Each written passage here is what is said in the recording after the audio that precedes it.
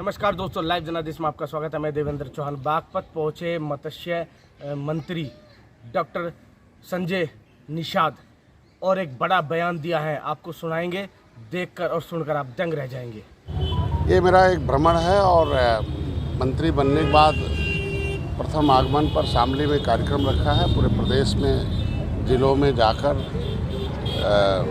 इस भारतीय संस्कृति को जिन लोगों ने विध्वंस किया था उसके लिए भारतीय जनता पार्टी, निषाद पार्टी और अपना दल मिलकर किस तरीके से निर्माण कर रही है। इस देश को आज़ाद कराने वाले जितने भी अमर शहीद थे उनको भी लोगों ने भुलवा दिया था। उनके साथ भी कितना उपेक्षित रखा था अपने स्वतंत्रता सेनानियों को। माननीय मोदी जी, अमित शाह जी, नड्डा साहब और माननीय योगी आदित्यनाथ और भारतीय जनता पार्टी के कार्यकर्ता और आरएसएस के भी जो कार्यकर्ता हैं, मैं सबको बधाई देता हूं कि आज के दिन में कि जहां एक गौरवशाली इतिहास रहा भारत में और एक संस्कृति ऐसी रही है और इतने लड़ाकू रहे हैं हमारे लोग कि उसे लड़कर मुगलों और अंग्रेज़ों को भगाया था, देश को आज़ाद कराया था। लेकिन आज़ादी के 75 वर्ष बीत जाने के बाद भी उन्हें बुनियादी चीज़ों से रोका था। और आज के दिन में भारतीय जनता पार्टी ने एक उद्देश्य बनाया है कि अंतिम व्यक्ति के जीवन में उदय हो जाए। निषाद पार्टी अपना दल का भी एक सोच है कि जो गरीब है, वो जो निर्बल है, वो सबल हो जाए, उससे सभी लोग हैं। तो बिना भेदभाव के आज भारतीय जनता पार्टी जो अपनी नीतियों को कर रही है, योजनाओं का लाभ दे रही है, तो जनता जाने और सभी जाति, सभी धर्म, सभी के लोगों को आज पहली सरकार ऐसी 70 साल में कि जो बिना किसी भेदभाव के सभी योजनाओं का लाभ धरातल पर दे रही है। आज मैंने जो यहाँ अशफाकुल्लाह जी थे और बिस्मिल जी थे, उनकी जो मूर्ति लगी है, एक अभियान हम लोगों का है कि आज़ादी का जो अमृत महोत्सव भी मैं इंग्लैंड गया था और लंदन में वहाँ रखा था। पूरे भारत के जितने लोग, हर प्रदेशों के लोग थे, वहाँ मैंने बोल के आया कि कभी लंदन भारत में इंग्लैंड दिखता था और आज इंग्लैंड में भारत दिखता है और भारतीय को वर्चस्व दुनिया में फैला रहे मोदी जी और भारतीय जनता पार्टी पूर्ण रूप से निश्चित रूप से वाराणसी में एक फैसला आया है। ये हाँ, क्या कहेंगे इसको? मैं तो जज को भी बधाई दूंगा और जिन लोगों ने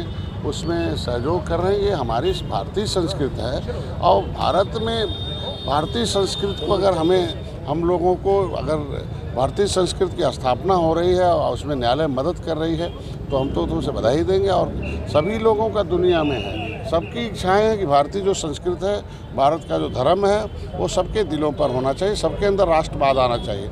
लेकिन कुछ ऐसी भी ताकतें हैं जो बच्चों के दिमागों में जहर घोलकर उन्हें विषयांतर करती हैं, उनके अंदर जो है सही बात आने नहीं देती हैं। इसलिए भारतीय जनता पार्टी को बधाई दूंगा कि ऐसे भी वर्ग के लोगों को राष्ट्रवाद, इस देश का धर्मवाद, इस देश की संस्कृति रहे और मिलजुल कर रहें और इस देश में भारत को। विपक्ष तो हंगामे कर रहा है इसको लेकर के।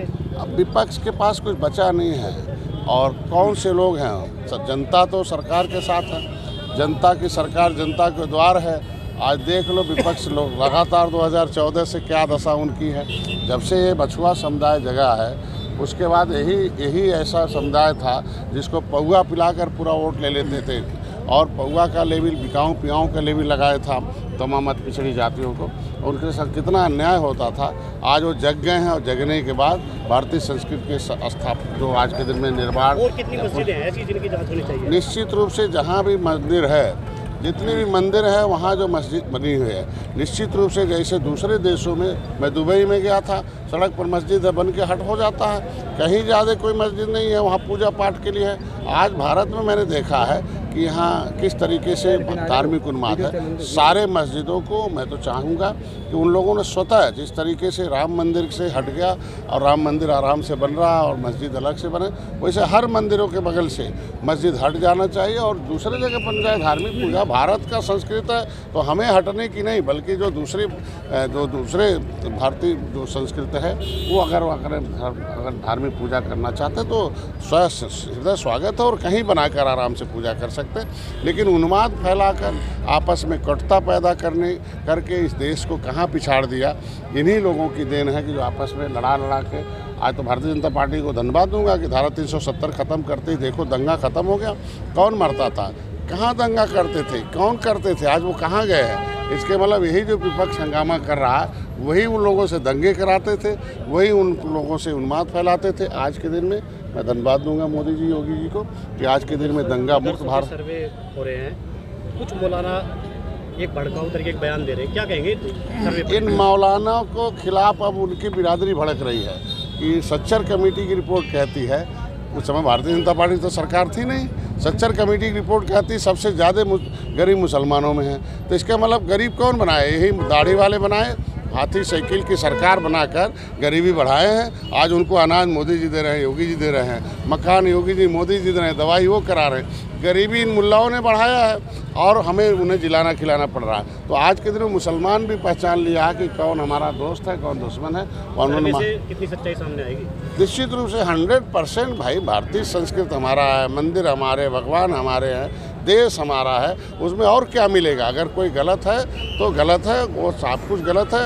आज के दिन में सभी जाति धर्म के लोगों को एक साथ रहने का अधिकार है और वो भारतीय जनता पार्टी उसको स्वीकार। में क्या होता है पढ़ाई की जगह? निश्चित रूप से उसमें निश्चित रूप से जब भी कोई आतंकवाद मिला है अब तक का देख लो कहाँ से मिला है। जो भी सबके लिंक मदरसे से मिले हैं, जो भी अपराधी मिले हैं, आतंकवादी मिले हैं, उनके भी लिंक वहीं से मिले हैं। तो इस पर तो उन्हें सुधरना चाहिए ना, उनको अपने दाग को धोना चाहिए कि आज के दिन में सर्वे हो रहा है कि उनको शिक्षा, ज्ञान, विज्ञान पढ़ाया जाए, केवल वहाँ उन्माद न पढ़ाया जाए। इसलिए आज अगर मुसलमान के बच्चों को शिक्षा देने के लिए विचार कर रही भाजपा, उनके बच्चों को बेहतर विकास की मुख्यधारा लेने में काम कर रही भाजपा, तो ये मुल्ला लोग सोच रहे हैं कि पढ़ लिख लेंगे तो फिर हमारी बात को वो लोग स्वीकार कर देंगे, हमारी बात पर लड़ाई नहीं लड़ेंगे और उन्माद नहीं फैलाएंगे। महबूबा मुफ्ती धमकियाँ दे रही है कि सड़कों पर आगजनी होगी, बवाल होगा।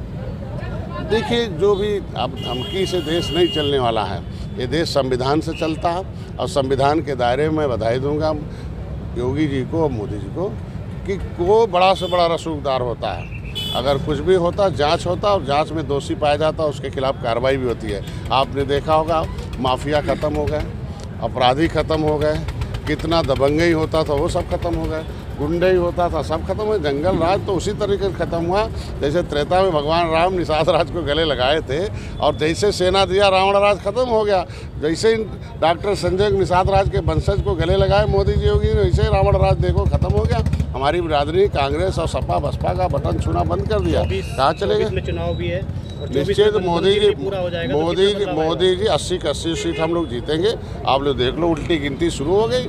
देख लो आजमगढ़ कैसे किस तरीके से वापस आ रहे हैं। आज के रामपुर वापस आ रहे हैं, जहाँ इनका बेस वोट है वो भी हमारे साथ आ रहा है, वो सब जान गए हैं। तो 80 की 80 सीट जीतेंगे और प्रदेश की बात ही छोड़िए, देश में मोदी जी फिर पुनः माननीय मोदी जी प्रधानमंत्री बनेंगे देश के।